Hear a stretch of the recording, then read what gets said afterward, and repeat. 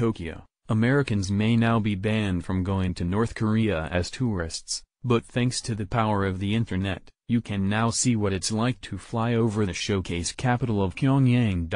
Pan, a Singaporean photographer who has published lots of 360-degree videos from his trips to North Korea, flew over Pyongyang in a microlight plane last month, filming video and taking photos the whole way. They take off from the Miri-Mare Club on the outskirts of the capital, an airstrip built under Kim Jong-un, who's a keen pilot and often flies himself around the country.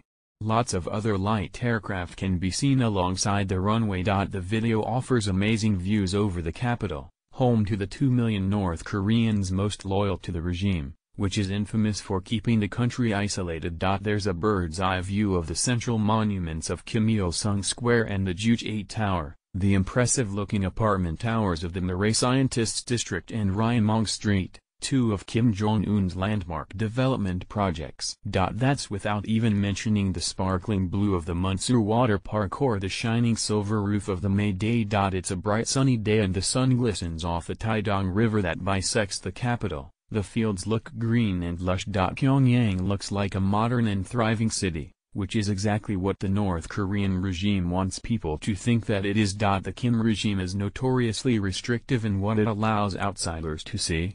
Visitors to Pyongyang are always accompanied by government minders and are restricted in their movements around the city.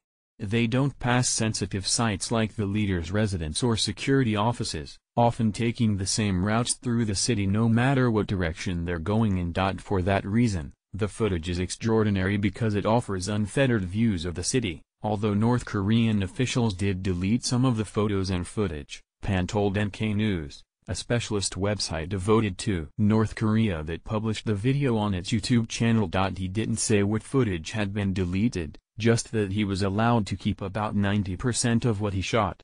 The deleted footage was likely of sensitive places such as military installations or anything related to the leader. Pan, who has been to North Korea at least 15 times, has previously shot video from inside a light plane, but this is the first time the North Korean authorities allowed him to attach a 360-degree camera to the bottom of an aircraft. North Korea, which has been promoting tourism, last year started offering microlight flights over Pyongyang but did not allow any photography from the air. Pan said he was told it was a safety issue, the winds are strong and a phone or camera could be knocked out of the holder's hand. But after appeals through the country's tourism agencies, Pan was allowed to take up equipment that could be tethered. He went up during September, a time of year when the capital looks its best. The North Korean authorities prefer to allow outsiders in over the summer, when the air is clear and the city seems most verdant. Visiting in winter months gives a very different impression. Gray skies and smoke from power plants make the whole city look dull. Some critics of Pan's project have said he is helping the regime with its propaganda, showing only the best parts of a country where the regime operates a police state and commits widespread human rights abuses. Conversely, Pan says that some people laud his project because they deem it to be anti-capitalist. The last thing I want is for this project to become a tool for either side to use as ammunition against each other, Pan writes on his website, saying that he is simply publishing what he sees on his own journey of discovery. Asked if he felt he was presented with an idealized view of North Korea, Pan said he didn't think so. Let me give you just one example, he told NK News. I've been visiting their trade fairs regularly, and with each visit, I see consumerism on the rise. Advertising is also being more widely implemented, but for now, it's still within the shops.